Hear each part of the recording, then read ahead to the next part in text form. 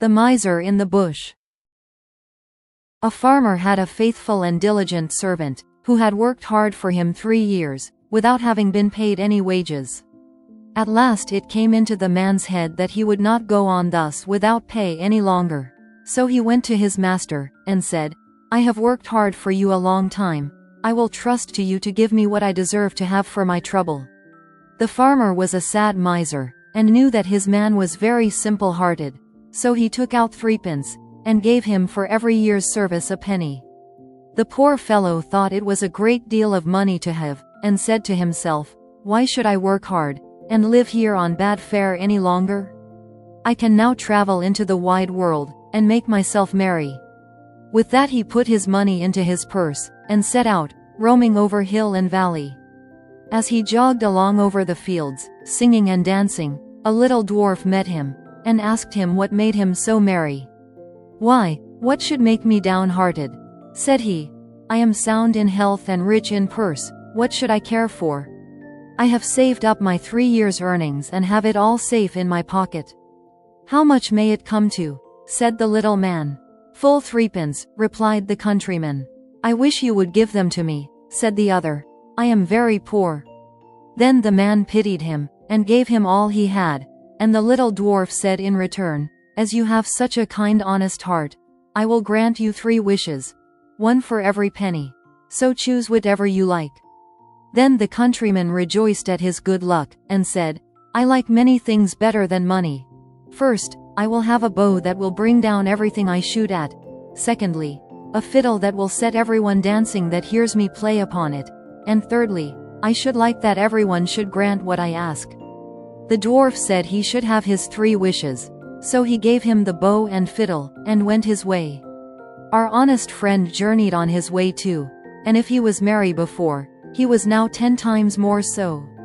He had not gone far before he met an old miser. Close by them stood a tree, and on the topmost twig sat a thrush singing away most joyfully. "Oh, what a pretty bird," said the miser. "I would give a great deal of money to have such a one." "If that's all," said the countryman, "I will soon bring it down." Then he took up his bow, and down fell the thrush into the bushes at the foot of the tree. The miser crept into the bush to find it, but directly he had got into the middle, his companion took up his fiddle and played away, and the miser began to dance and spring about, capering higher and higher in the air. The thorns soon began to tear his clothes till they all hung in rags about him, and he himself was all scratched and wounded, so that the blood ran down. "Oh, for heaven's sake," cried the miser, "Master, master, pray let the fiddle alone. What have I done to deserve this?" "Thou hast shaved many a poor soul close enough," said the other. "Thou art only meeting thy reward." So he played up another tune. Then the miser began to beg and promise, and offered money for his liberty. But he did not come up to the musician's price for some time, and he danced him along brisker and brisker, and the miser bid higher and higher, till at last he offered a round 100 of florins that he had in his purse, and had just gained by cheating some poor fellow. When the countryman saw so much money, he said, "I will agree to your proposal." So he took the purse, put up his fiddle, and travelled on very pleased with his bargain. Meanwhile the miser crept out of the bush half naked and in a piteous plight, and began to ponder how he should take his revenge, and serve his late companion some trick.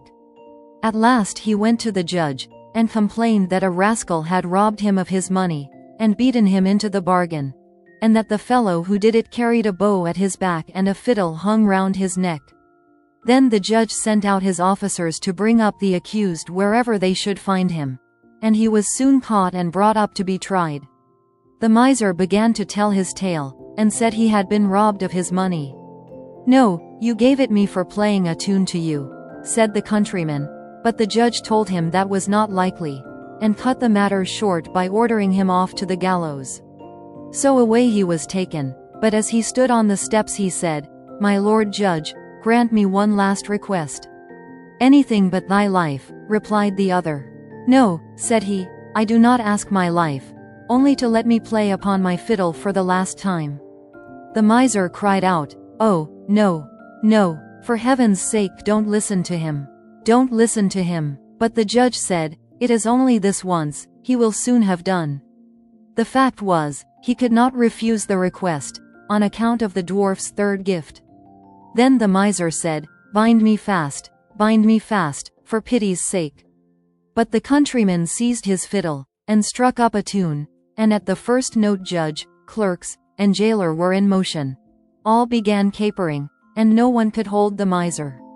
At the second note the hangman let his prisoner go, and danced also, and by the time he had played the first bar of the tune, all were dancing together, judge, court, and miser, and all the people who had followed to look on.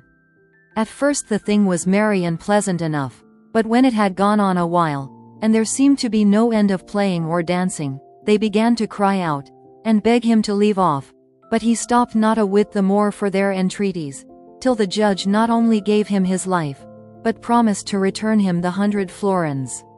Then he called to the miser, and said, "Tell us now, you vagabond, where you got that gold, or I shall play on for your amusement only." "I stole it," said the miser in the presence of all the people. "I acknowledge that I stole it, and that you earned it fairly."